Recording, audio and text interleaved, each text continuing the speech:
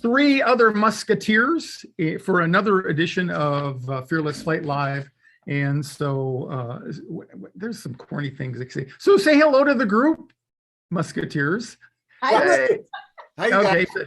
so we're gonna continue this format where we're trying to engage you all. That's our goal, and we got a fun little thing that we're gonna play with tonight. And I had some input this week. Not surprisingly, I got some feedback from people who were flying, trying to fly, thinking about flying, thought about it 6 months ago, and chickened out or whatever. So in various stages, but the theme is always the same. Help! I can't figure it out. I can't quit. What should I do? Okay. So we've been trying to tell you that for, what did we say, 5 years, 6 years? The last time? I think this is our 6th year. Yeah. So yeah, this is season 5 of our show. So we've yeah. So we're gonna give it another whack tonight. And the first thing we always say is this is Fearless Flight Live. It is a site and a group of people that while we don't share your pain specifically, we do want to know what it's like to suffer through some anxiety and not be able to move your attention to where it's been hijacked from sometimes. And so we come together once a week to talk to anybody out there who will listen, basically. But beyond that, specifically anybody who has a fear of flying or might know somebody who has a fear of flying, or if you just like to listen to us talk about flying in the industry and all that. Eric is a former captain like I was, and Diane is a current flight attendant. She did not get nipped in the bud by the age thing. As a matter of fact, the age is what empowered her and launched her into her dream orbit there. And then Dieter is a licensed therapist up in the Toronto area and has worked with people for much of his adult life. So here we are, and this next thing we talk about is, or we want to mention, is our Fearless Flight Birds of a Feather group. That is free. It is private. We do restrict it, not harshly, but we just like to keep it with people who are focused in there. And what are they focused on? They're focused on things that would bother them or keep them from flying or flying fearlessly. Or they've got out there and they've gotten into an airplane, they've been successful, and they want to come back and share that with the rest of the group. So, Eric, what have you been doing all week? Well, I have a story of the absurd that I'll jump into for only 60 seconds. And a month ago, I couldn't have done this. And I just want to thank everybody for the outpouring of sympathy when my wife passed away. I mean, I could hardly face the camera and I couldn't talk about it. And there's lots of bill stuff, insurance junk, and everything from the past. That some of it's painful. And then today we have Theater of the Absurd. And I don't know if this will show. I tried several times. If you put it lower in front of your shirt, yeah, right there. That is visible. Can you guys read the red print? Yeah, if you hold it right there. Don't move it. It's backwards on mine. It's backwards. So, okay. Backwards. Well, I'll help you out. It's a jury summons, and it's not for me. It's for my wife. So I call up the guy. They don't have the phone number out there because they don't want you calling in and saying your dog is having dew claw surgery. But I was able to find it, and the guy had lost his wife earlier in the year, was very sympathetic, and funneled me into the clerk's room and left him a message. So I thought maybe I'd get a call back, but no, they said, yes, your wife can be excused if she's deceased, but she still has to fill out the questionnaire. We have to fill out the questionnaire to explain that she's deceased. Otherwise, she can't be excused just for calling him and telling him she's deceased. And I almost said, well, why don't you tell me which trial that you want her to be on? And she's probably clairvoyant. She could tell you, yes, the guy did it, or no, the guy didn't do it, and save everybody a lot of money. But now they wouldn't do that either. And knowing Deb as I did, even though she might not be fully available, she always had an opinion. So, oh yeah, she would be willing to share that with you. I'm sure she thinks this is funny. Yeah, yep. So Diane, and you've been flying the friendly skies, or what's going on? Yes, been flying the friendly skies. I had a 4-day trip this last long weekend, and the last leg that we worked was from on Monday, Sunday, I don't know. I lose track. You guys know. You don't know Sure. where you are. You know what day of the week it is. You know nothing. I do know that we were flying from Denver to Los Angeles. That I do know.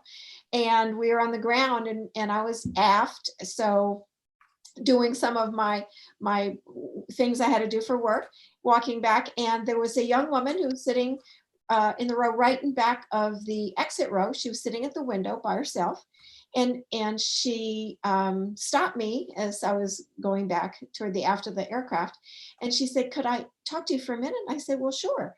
And she said, "I just want to let you know that I'm a little nervous about flying." And of course, the first thing that went through my mind was, "Oh my God, have you come to the right person?" Lady, you won the lottery tonight. You won the lottery. Yeah. And I explained to her, I said, "Well, it just so happens that for the last 5-6 years, however long it's been, that I've been volunteering with a group and talked about you, Ron, and Eric and Dieter and everybody." And her face lit up a little bit. And she said, "Could you sit with me?" And we were still on the ground. And I said, "Oh gosh," I said, "I can't." And I said, "I have a little seat of my own way in the back." And I said, "But as soon as I can, I will come and we'll chat," which I did during the course of the flight, numerous different times. A couple times I actually did sit down with her after I completed service and that sort of thing. And we talked, and she shared that her concern, of course, like most, was turbulence. And so because I had a limited amount of time to talk with her, I gave my speed bump, my cars going over speed bump thing. And she really appreciated that. Anyway, at the end of the trip, we got to Los Angeles. And for those of you who've been through there, to get from the regional terminal where we land, you have to take a shuttle bus to either Tom Bradley Terminal 4 or whatever else, Terminal 5. And she happened to be on the bus with us, the crew. And she looked over and she said, and had of course given her my name. And she said, Diane. I turned around and she's there. She said, "I just want to tell you, thank you so much. It made a huge difference to talk with you." And big smile on her face. And I was like, "Oh, wow, that kind of really made my day." So, and she did the right things. She got my attention. She told me that she was anxious before we even left the ground. So, as I said, and as we've talked about, during the course of the flight, I would stop quite a few times. I mean, probably 7, 8, or 9 times, and just say, "Hey, how you doing?" So it was great. It was really great. In that moment when she said, "Hey, Diane, oh, thank you so much," where was your attention? Oh, we were all sitting there thinking how much we hated to be on the shuttle bus in Los Angeles. I think not. I think in that moment you were feeling pretty good about yourself. Now you might not have laughed. When she said that, yes, my attention went from how much I hated being on the shuttle bus in Los Angeles to, oh my gosh, that all of us collectively, because it's a collective difference for her. And that. So Dieter, where's your attention been all week? Well, I will say that we're all one family now, because we're back to online learning, and with 2 kids, the home is quite busy throughout the day. But I did want to share something, and I think that's probably the coolest selfie that I've seen anyways. So anybody who has a comment about that, check out this selfie. Wow, that's so cool. Yeah, I wanted to share it last week, but we didn't have time for it. So this, for those of you who can't read 16, it. So that's no stinking Navy F-18. That's an Air Force F-16 right there. So yeah. So he that particular selfie just captured my imagination. And then you see actually there's an aircraft in the kind of like in the center. Right there, if you see, I'm not sure if you see my mouse there. There's another aircraft back there. Was that what that is? Doing contrails below them there. Yeah. That's it. That's why we say it's the most fun you can have with your clothes on, because you can't get that picture anywhere else in the world. And the sun is always shining when you're a pilot, as long as it's you're on the right side of the globe.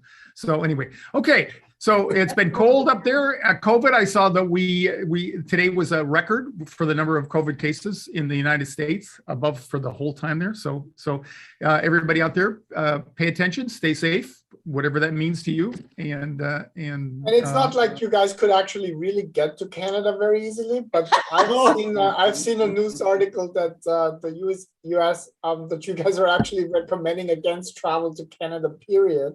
Because we're also in a quasi lockdown again, just because, now we have the other kind of problem where we don't have enough staff because on average 400, staff are calling in every single day in our province, but they can't work because they have COVID. So now we're seeing the other side of it. Before it was too many people coming in. And now not enough staff coming in. So, well, we're not. I've heard on the BBC today that at least one Canadian health officer was saying, well, if you thought that 2022 was the end of it, then you may take another couple deep breaths and put your attention on what you can affect, and it's not gonna be that we're gonna declare the pandemic as being over. So, yeah.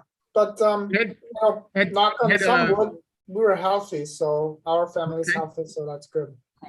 So a typical week, I got some messages from people out there doing the work or trying to do the work, and one in particular got my attention. And so see if you can identify with this if you're out there listening tonight, whether it's live with us now or whether you're listening to the replay.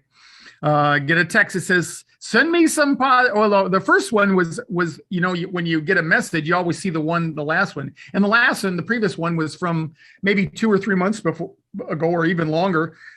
And he had just flown successfully. We'd done some coaching before that. So the message in the past there said, you are an angel on earth, my friend, talking to me, of course, and helping commoners like me get on a plane with less anxiety. Okay. So, and I take it back. It was a week later. It was only a week ago.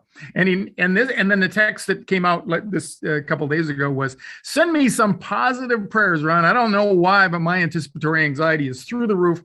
I made recent flights to Buffalo, then to Buffalo to Tempe or to Tampa, then Tampa to Cancun. Cancun back to San Diego is today. I don't know why I'm so annoyed. We booked it with a layover in Denver.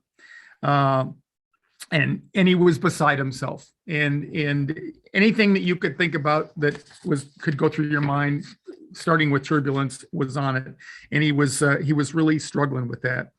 And so I said, done. We can send you a lot of positive energy. And the reason why you're in the place that you are is simple on the one hand, because your attention gets hijacked. That's the way your brain is supposed to work. It's not supposed to sense a threat, or even if it's an imagined threat, it's not supposed to just sit there and you go on about your business. It's supposed to grab your attention and have its way with it. It's complex because you don't have to switch. You don't have a switch or a knob that you can use to directly regulate your limbic system. So that makes it really tough, right? You're just being human with your fight or flight response.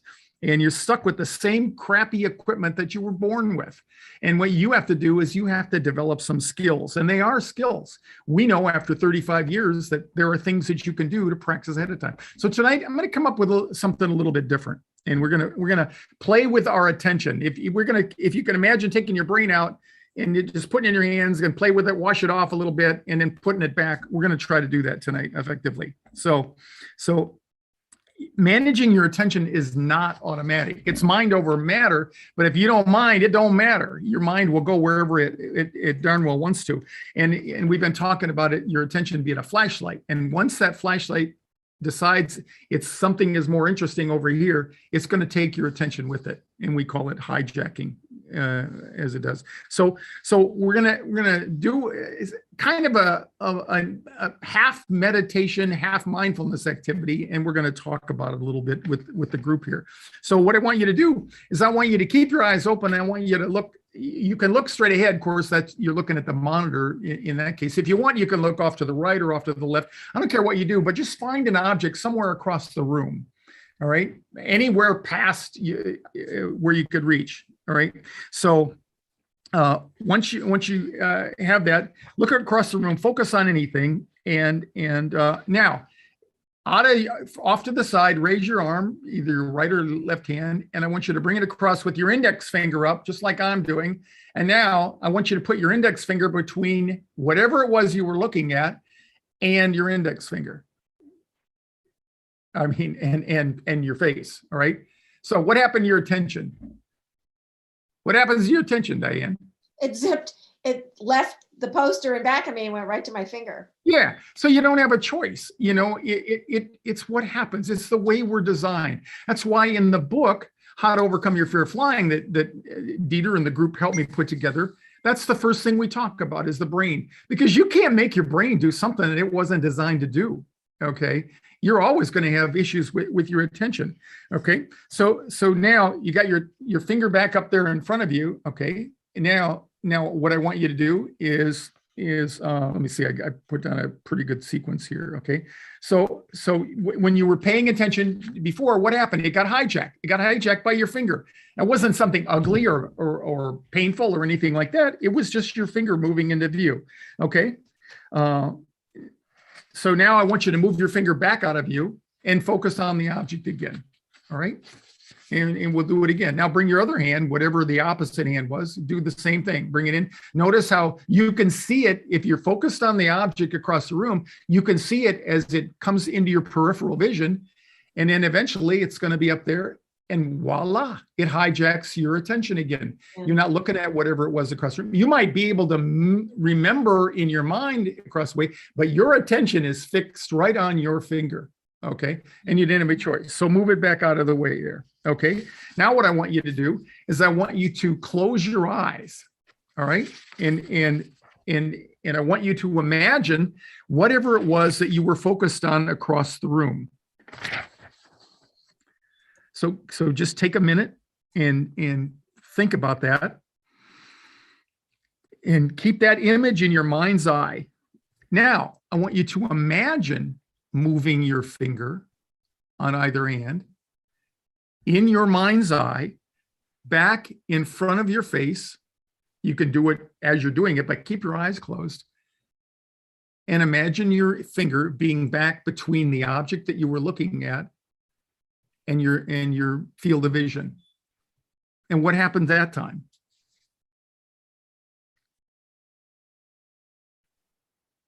Well, if you're like most of us, is that you did the same thing, only now your eyes were shut. So you didn't have the challenge of actually seeing with your regular vision and looking at that. You made it happen with your imagination. Okay. But the same process occurred.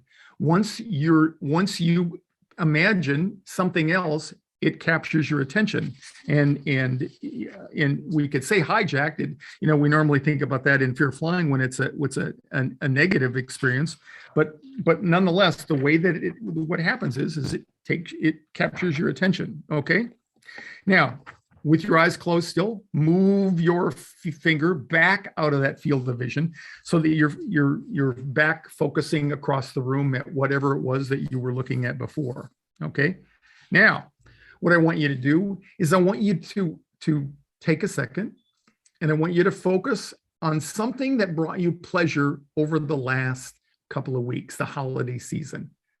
Okay, so it might be a pet, it might be an event, it might be a person, it might be a meal that you had, it could be anything. I don't care what it is, but I want you to imagine something that brought you pleasure over the past couple of weeks. And just focus on that. Notice what it feels like to have a positive place to put your attention. Now, what happened to the image that you had in your mind's eye that was across the room? Gone. Gone. Gone. It's gone. And it got replaced with whatever you put in there. And for some of you, even as you pictured some event, a pet or a meal or something pleasurable, even as I then kept spouting off here and talking, some of you, your attention went to, oh, my left leg is itching. Okay, so these are all the things that happen, but the point is that that's what happens as a human being. Your attention just moves from one place to another, and you can't prevent it from getting hijacked. It just isn't possible. But what you can do, and we'll do that. So now imagine whatever that pleasurable experience was. Just take a couple of seconds and focus on that.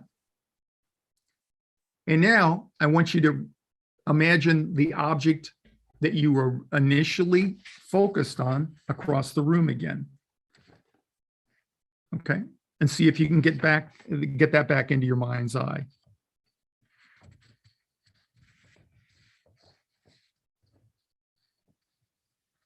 Okay, now back to whatever it was that brought you pleasure. The pet, the meal, the event, the person. Okay, so you can go back and forth. Now, open your eyes and see if you can hold in your attention that object of pleasure, whatever it was, the event, the pet, the person, the meal, whatever it was. And if I say, whatever you do, don't look at that object across the room that you initially looked at, what happens? You're screwed, because the mere mention of that causes your attention to be focused. And that's why we say you're never going to be successful telling yourself, quit thinking about whatever it is you're thinking about. Okay. But let's offer another alternative. So if you can, focus on wherever you want right now and try to put back in your mind's eye with your eyes open. It's a little bit more challenging that way. Focus on that moment of pleasure that you remembered over the last 2 weeks. And notice, as you're trying to put that in your attention, notice what happens to your mind, what happens to your attention while you're trying to do that. Does it stay right there where you left it? Mm-mm. No, it goes somewhere else. So this is where the element of mindfulness, this is what we mean by pay attention to where your attention is. And if it's not where you want it, then simply go back to it. So in this case, we could use the literal. If your attention went to the previous spot in the room, or you saw some movement, if I see movement behind my screen, I can, that's going to capture my attention. Any movement like that. I've got my little dog over here to the right. I can think about him, just without even looking at him. But no matter where it moves to, what you want to do then is now move it back to that pleasurable event or person or meal that you conceptualized just a few minutes ago. So it's focus on whatever, pay attention to wherever your attention is or where you'd like it. When it gets captured or hijacked by some other event, person, object, or whatever, then just bring it back. And you can just gently talk to yourself and say, oh, I noticed that it's now on something else. I'm going to move it back here. The traditional way with all the meditative transitions or traditions are to bring it back to your breath. So that's why most meditations, formal meditations, start with just focus on your breath. So if you would, just take a couple of seconds and just breathe. I'm not going to tell you how to do it. You don't need me to tell you how to do it. But you do need to take a couple of breaths and just put your attention on your breathing. And if I leave you on your breath for more than about 5 seconds, what happens to your attention? It leaves. It goes somewhere else. It's the most unruly part of a human being.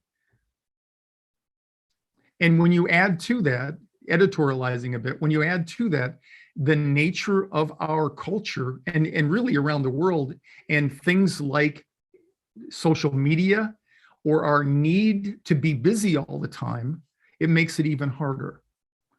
So what would I say to this client that wrote me and said, oh my God, what's going on. I can't control my attention.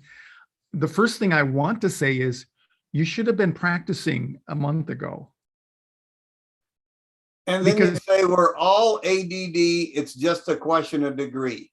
It absolutely, Eric. It absolutely is. It absolutely is.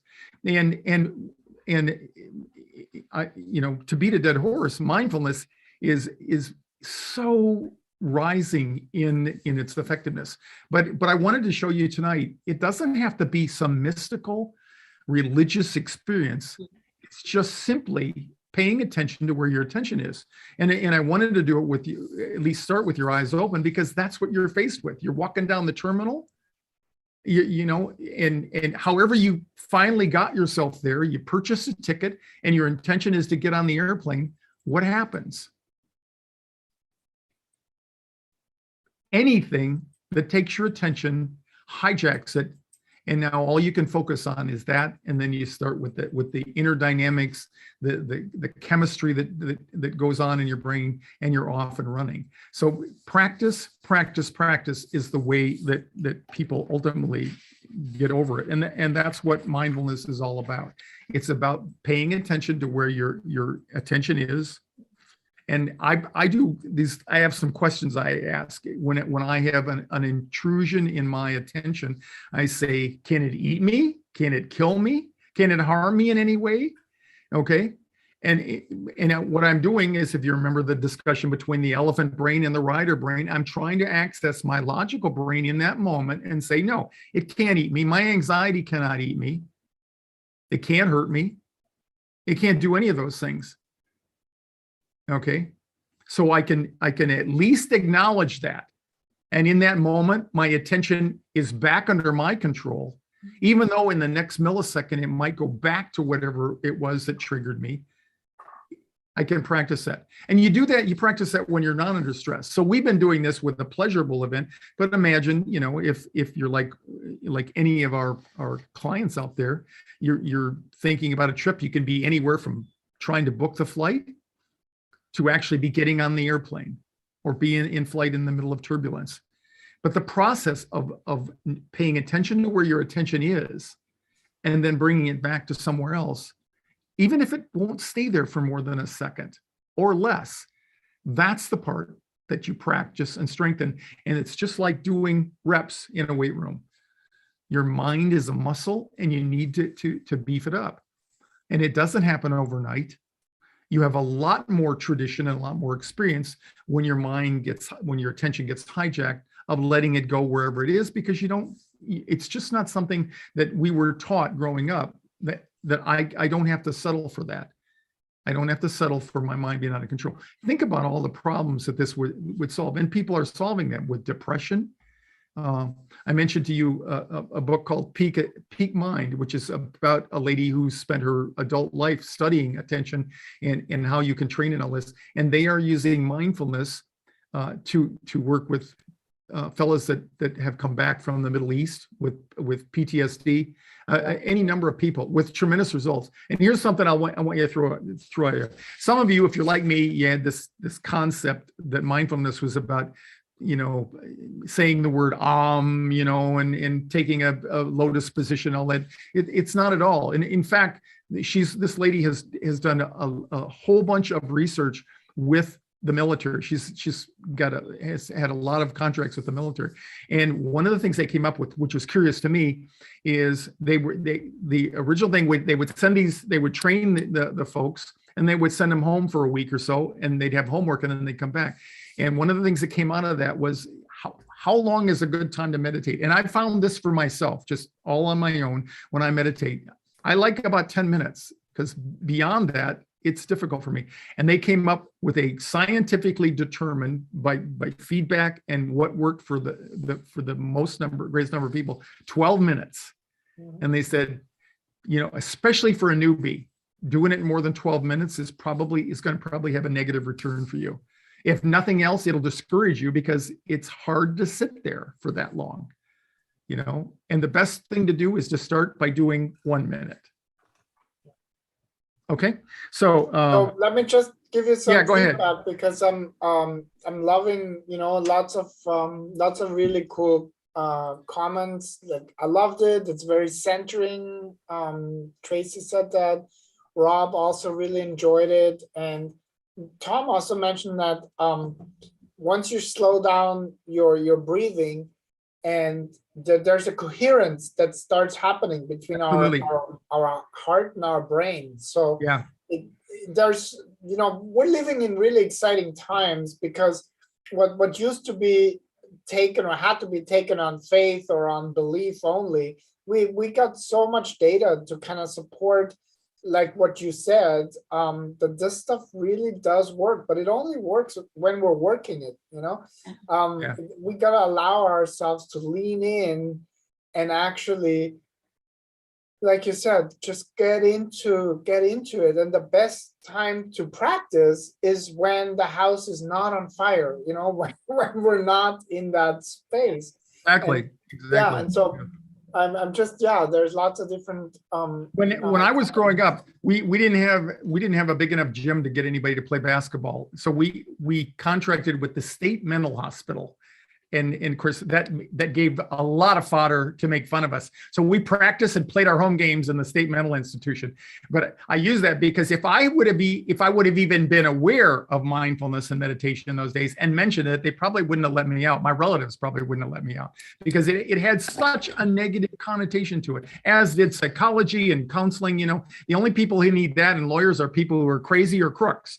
And so we're well beyond that. We're now to the point where we know so much from hard evidence, from functional magnetic resonant imaging studies, among others, to see what happens to the brain. And how do you do that? Well, you look at areas that where the blood flow is when people are in a relaxed state, and then you put them in there when they're under a load and give them tasks to do, and you see what happens. And even having said that, the goal is not, number one, to relax. The goal is just to notice when you are no longer in control of your attention. That's really key that you said that, because when we have that goal of relaxation, then we get anxious about achieving that. When the goal is on noticing of actually what is arising, the sensations physically in our mind, what we feel, then that whole idea of, I gotta relax, otherwise I'm kind of really falls to the background. And that is so key, because it's just another one of those. And Susan said my mind is like a monkey, and it's called the monkey mind. That's one of the things, that the ways people refer to the mind. Exactly, Dieter. That's what it is. And so and when you think about this is not something that we own the rights to at Fearless Flight. None of us all of us have this capability, and that's what we try to do. We try to help you find things that you already know how to do, and to build on what Dieter said about breathing. Breathing is one of the few physiological functions that you can both do involuntarily and voluntarily, and that's why focusing on your breath brings it back into the voluntary, under your control thing, which is kind of a link to where your attention plays as well. So much for that. Please repeat the name? Oliver was just asking if you can repeat the name of the author and the book, and I'll just put it in chat as well. Okay, it's called Peak Mind, and this will be good. The author's name is Amishi, Amishi, last name Jha, Jha. And you know what? I'm not even gonna try this, but no. Here's what we'll do. We'll do even better. We will put a link to Amazon in that, along with this link. If you would like, I'm going to build a meditation based on what we talked about tonight.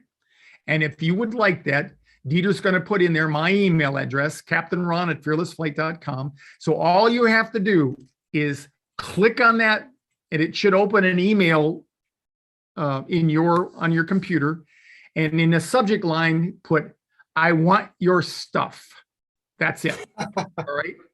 I will send you a link to the meditation that I'm going to build, and a link to the book Peak Mind. Okay. So that's it. we don't want to do anymore. We're 7 minutes past which would be a respectable time to do all this. Any closing words, Eric? Oh, let me say this before, typically of me, I ask you to talk and then draw you out. But so, I've noticed that you've become so much more open about the loss of Deb and all that. And I think that was, when I was thinking about this today, I thought about, when we lose somebody, I mean, that is like constantly in your face. Yeah. And any little thing, I mean, you can be walking around the house and find a piece of trash on the floor or something and think that, well, Deb would have said something about that, or whatever. Yeah.